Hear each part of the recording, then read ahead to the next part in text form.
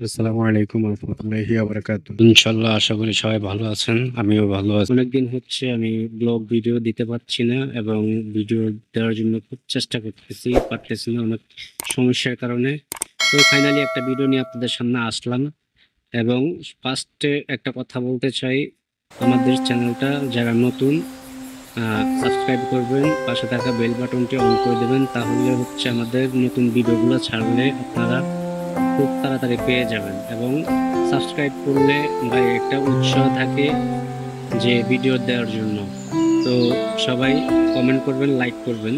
Video করার মূল উদ্দেশ্য হচ্ছে, দেখলাম সোহেল ভাই জাল মারতেছে, এই জন্য আর কি ভিডিও করা।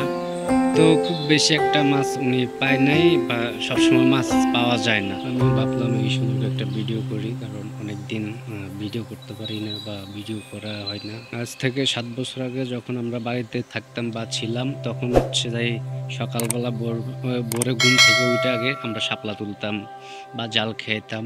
হয়তো বা অনেক সময় জাল বসাইতাম, জালগুলো তুলতাম, মাছ নিয়ে মানে মাছ ধরার জন্য জাল যেগুলো বসাইতাম ওগুলা নিয়ে আসতাম। বা অনেক পানিতে একটা সময় আর কি অনেক কুদাকুদি করতাম, ডুবাইতাম, লাফালাফি করতাম। তখনকার সময়গুলো আমাদের জন্য অনেক ভালো ছিল, বেস্ট। ওই সময় ভাই বেড়াদার বান্ধব-বান্ধব দৈনন্দিন মারামারি, ঝগড়া এগুলো তো ছিলই। এখন যে যার যার মতো কর্মস্থলে চলে গেছে, সবাই কর্ম করে, কেউ বিদেশে আছে, কেউ বা দেশে আছে, এরকম আর কি। এখনকার সময় আর দিনের সাথে সাথে মানুষ চেঞ্জ, আপডেট সবকিছুই মোটামুটি এখন মানুষ ভালো মন্দ বুঝে যে যার মতো আছে। আজকে আমি আপনাদের নিয়ে এসেছি এক চমৎকার গ্রামে, জেলা নোয়াখালী নাজিরনগরের পশ্চিম পাড়া। এই গ্রামটা শুধু আমার না, এটা একটা গল্পের মতো জায়গা, যেখানে প্রকৃতি, মানুষ আর সংস্কৃতি একসাথে মিশে আছে। চলুন ঘুরে আসি গ্রামাঞ্চলে। পশ্চিম পাড়া গ্রামে ঢুকলে প্রথম যে জিনিসটা চোখে পড়ে, সেটা হলো প্রশান্ত পরিবেশ আর বিশাল সবুজ ক্ষেত। এখানকার মানুষগুলো খুবই অতিথিপরায়ণ। যে কেউ এলে এক কাপ চা আর হাসি মুখে আপন করে নেয়। এই গ্রামের সৌন্দর্যের আরেকটি দিক হলো পুকুর আর গাছের সারি।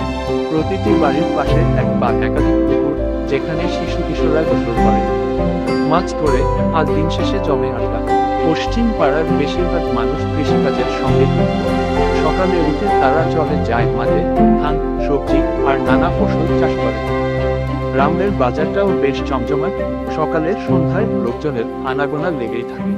গ্রামের রয়েছে পুরনো একটি মসজিদ, যেখানে গ্রামের সবাই একত্রিত হয় নামাজ ও অন্যান্য ধর্মীয় কার্যক্রমে। পাশেই রয়েছে একটি ছোট মাদ্রাসা, নতুন প্রজন্মকে ইসলামী শিক্ষায় গড়ে তুলছে। গ্রামের রাস্তাগুলো ইট বিছানো হলেও মাঝে মধ্যে কাঁচা পথ আছে। সন্ধ্যায় এসব পথে দেখা মেলে শিশুদের দৌড়াদৌড়ি আর বয়স্কদের গল্পগুজব, যেন প্রতিটি মুহূর্তেই একটা জীবন্ত গল্প চলে। এই গ্রামে বছরে একবার মেলা বসে, যেখানে স্থানীয়দের তৈরি পিঠা, খেলনা আর হস্তশিল্প বিক্রি হয়। এটি শুধু বিনোদন নয়, একটা ঐতিহ্যের বহিঃপ্রকাশ।